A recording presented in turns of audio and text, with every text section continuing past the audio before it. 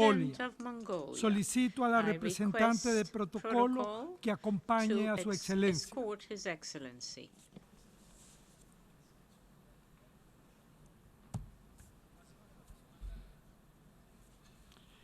En nombre de la Asamblea General, tengo el honor de dar la bienvenida a las Naciones Unidas al excelentísimo señor Sakia, presidente de Mongolia, y de invitarlo a dirigirse a la Asamblea. Mr. President, Mr. Secretary General, Excellencies, distinguished delegates, ladies and gentlemen. At the outset, I wish to join others in extending our heartfelt congratulations to you, Mr. President, on your election as President of the 71st session of the United Nations General Assembly. Mongolia pledges its full support to you. Mr. President, it's my great honor to address this august body for the seventh time on behalf of the Mongolian people. I am the youngest of 8 sons. For generations, my family lived as a nomadic herdsman in the western highlands of my country. My mother and father never dreamed that one day their youngest son would be speaking from this respected podium to the largest assembly of the world. I am proud to serve for my country upon the free will of our people. Thank you. Mongolia is governed by democratic rules. The president has a constitutional term limit. So my mandate ends next year. This is my last address as the president of Mongolia to the United Nations General Assembly. But the people of Mongolia will continue to be citizens of the global community together with all nations. I am proud that my country is a good friend and partner of every member state of the United Nations. I am confident that our next president would be given welcomed by all of you and be given the same respect and same spirit of cooperation which I enjoyed during these years. Distinguished delegates, achieving sustainable development is essential. It is essential because no one in the world should be left behind and deprived of their right to development. We must work together towards a world where everybody can have a dignified life, free from poverty, violence, and depression. I firmly believe that justice, stability, and security cannot be guaranteed without the rule of law and the respect for fundamental rights and freedoms for all. These basic principles must be respected and protected in every country by all governments. The United Nations turned 70 at the time of turbulence. Today we all witness many conflicts and terrorist attacks which became almost everyday news headlines. The world has its largest ever humanitarian crisis, including millions of people displaced from their homes. The slowdown in global growth and rising tensions in many places have threatened further progress. However, the intervening period was a year of inspiring collaboration as well. In some places, a long-fought war was over. Peace agreements are reached, and the development of dangerous weapons is restrained. The power of diplomacy has prevailed. Last year, we all together launched the 2030 Sustainable Development Agenda, Universal Action Plan for People, Peace, Prosperity, and Partnership. In December in Paris, the world turned a new page to combat climate change. As a global community, we are all following a new roadmap on our next 15-year journey. The Agenda 2030 and Paris Agreement provide clear guidelines for achieving what we have promised to do.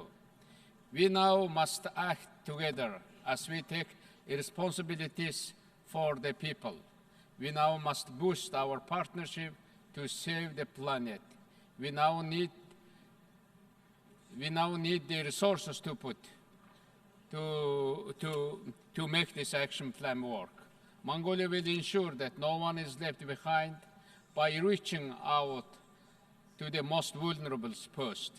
The principles and policies of the 2030 Agenda have been translated into our national strategy, and the Sustainable Development Vision of Mongolia 2030 is in action. Our agenda calls for the establishment of a diverse and inclusive economic structure, and that is for increasing decent jobs and providing opportunities and income generation. Our goal is to improve quality of life and to ensure environmental sustainability. Equally essential is cooperation between and among governments, international development communities, the private sector, and the institutions of the civil society. From our past experience of implementing Millennium Development Goals at the national level, we learned that irregular follow-up and review mechanisms are essential to achieving the SDGs. Therefore, accountability and quality of governance will eventually define the success SDGs. Ladies and gentlemen, tomorrow we will mark the landmark achievement on our collective journey to counter climate change. Let me take this opportunity to congratulate the parties which have formally ratified the Paris Agreement. The people of Mongolia joined the world in this fight to mitigate the climate change. We have concluded our national legislation process and recently ratified the Paris Agreement. The Paris Agreement is our common success. It is a result of our hard work. It is also a great inspiration for all of us. It's our bold vision and promise to our children to save the world for them. And we must deliver on this promise. Mongolia is one of the smallest carbon emitters in the world, but suffers disproportionately from the climate change. Desertification, deforestation, and the loss of biodiversity have been severe blows to the livelihoods of our traditional nomadic culture, and they spur further environmental degradation. Mongolia is holding its end of the bargain, but the promised international cooperation and support are still lacking. The benefits of the green funds and carbon credits are sorely missed in Mongolia, and many developed countries lack it. We urge the multilateral institutions to take the lead in these important efforts. We have one home, one world for all of us, and we have one universal goal to save it. And today is our time to act, and we must not miss it. We cannot miss our future. Dear colleagues, to that end, we must work for equality, inclusivity, and accountability in our governments and societies. Our agreed agenda called for inclusive societies and accountable institutions. People called for good governance and the rule of law through the 2030 Agenda. They asked for transparency and accountability in how our government plans and diverse development. We must be accountable for our actions and responsibilities. Accountability is a benchmark for good governance, and good governance is a key for global peace and prosperity. Therefore, we promote accountability and good governance in our society. The national law on public hearings and the policy for supporting public participation are in action in Mongolia. The development agenda demands action against corruption. It requires that institutions function in a transparent and efficient way based on the rule of law. That means basic services are delivered without discrimination or corruption. That means stability for investors and predictability for business with clear legal framework, decent jobs, and the resource to an independent court.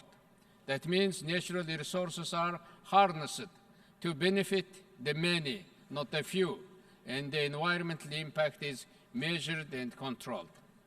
Dear friends, development and accountability is all about democracy. We should never take democracy for granted, neither should we worship it. It must be nurtured and strengthened on a daily basis. It's our way of living and our state of mind. A democratic society is sustainable because it aims at the highest development of every one of its members. Therefore, our common goal as leaders is to provide for an environment where the democratic institutions can thrive, provide for the rule of law, human rights, democratic governance, and free and fair elections. And we must enforce accountability. Accountability and accountability. The people will do their rest in a democracy. For only in a democracy is everyone provided with the opportunities for self-development and realization. In the last 26 years, Mongolia has accumulated its own experience of a stable and peaceful democracy. It was tested again by the last parliamentary elections held on June 29, 2016. The election was open and transparent.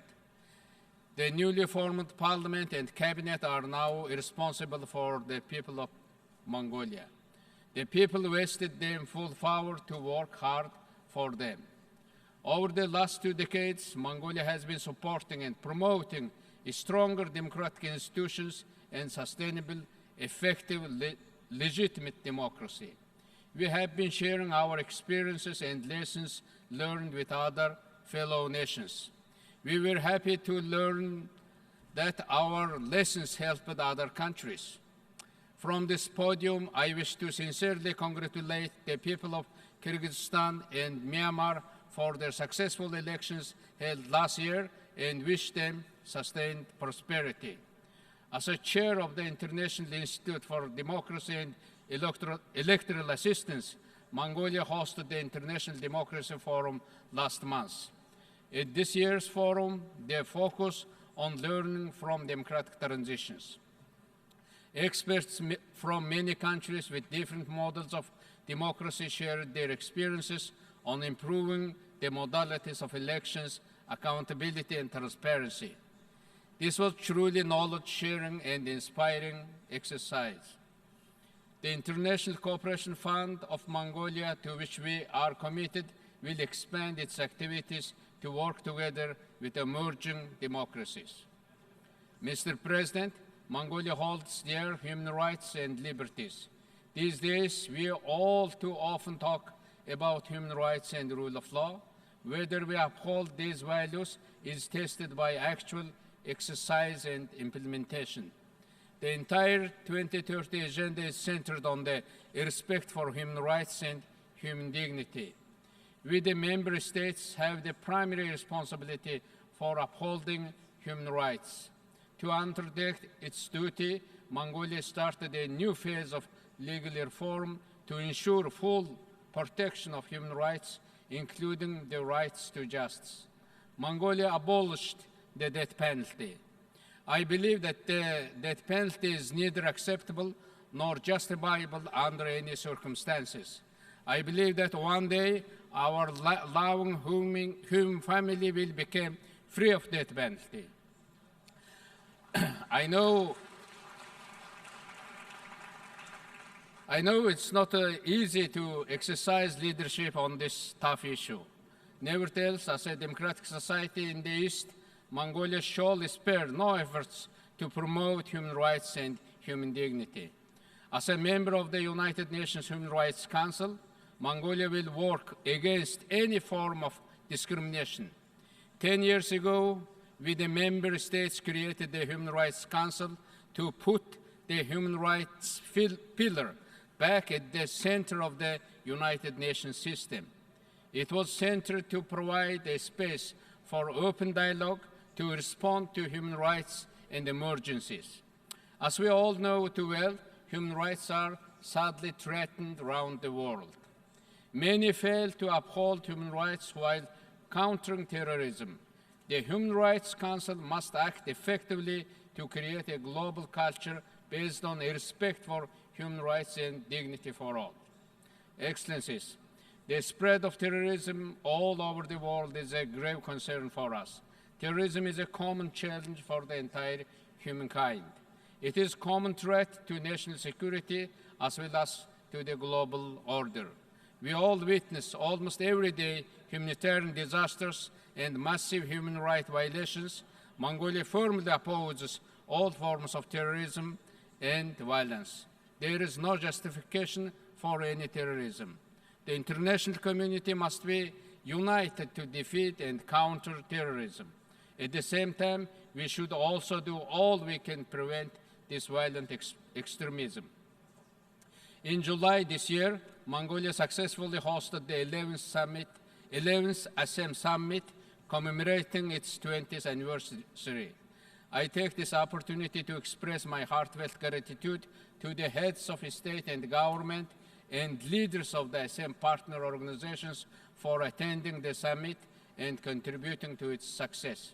I am proud to report to General Assembly that the leaders of Asia and Europe all came together to chart out the future course of actions in the next decade.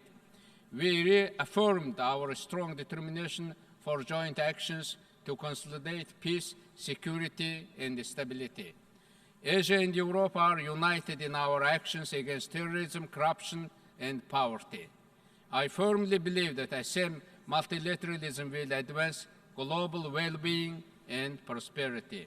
Once again, thank you, friends, for visiting my homeland for a once-in-a-century event, global magnitude. In the Ulaanbaatar Declaration, the leaders of Asia and Europe sent strong messages to the people of the world how we will work together in the next decade. We are united in contributing to sustained peace, security, stability, economic recovery, and to responding to global regional challenges in the 21st century. We all agreed on the key role that the United Nations should play in maintaining international peace and security.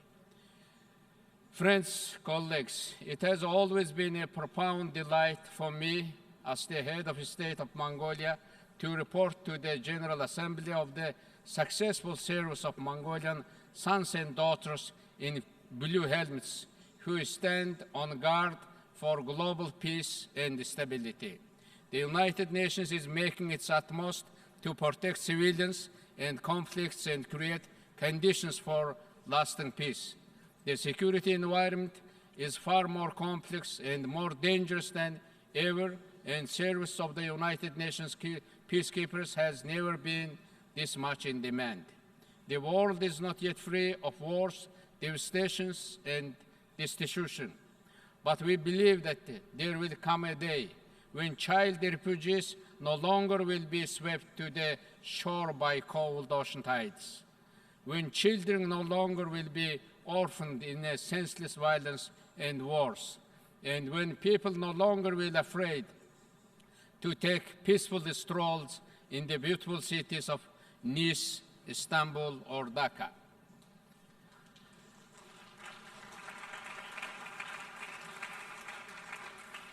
Dear friends, South Sudan is still the youngest member of the international community. People of South Sudan need our help and support, and we are proud that Mongolian peacekeepers, together with fellow Blue Helmets, continue to extend their helping hand to the people of South Sudan. We honor their bravery and their dedication.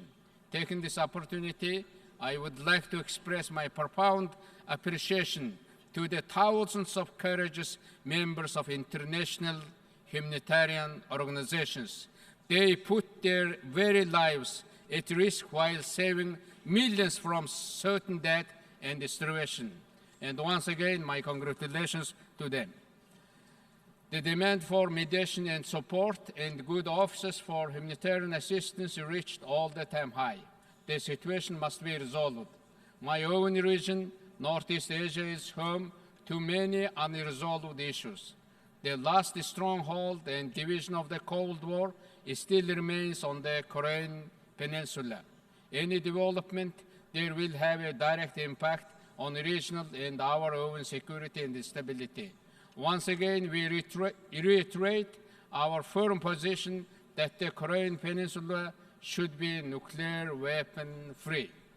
In order to resolve the tensions and conflicts, it is crucial to eradicate mistrust amongst the concerned nations and to hold direct talks more often. The Ulaanbaatar dialogue on Northeast Asian security is called to do exactly that, to promote trust in the region and to facilitate exchange of ideas and to find solutions to common concerns. The task is complicated and not easy.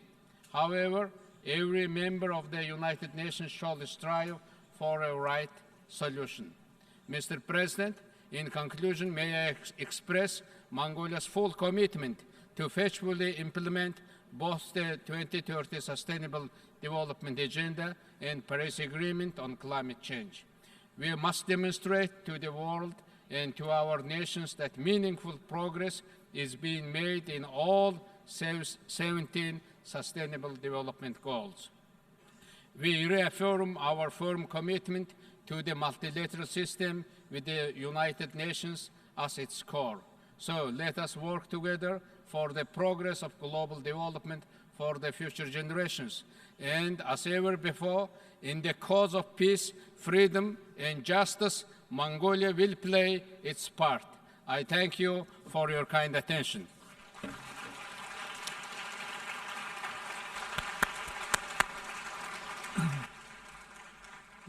En nombre de la Asamblea General, On behalf of the deseo General dar las Assembly, I gracias al wish to presidente de thank the Mongolia President por la of Mongolia declaración for que the acaba de statement formular. just made. Ruego a los May I representantes que request permanezcan representatives sentados to remain mientras seated despedimos al while we presidente. greet the President.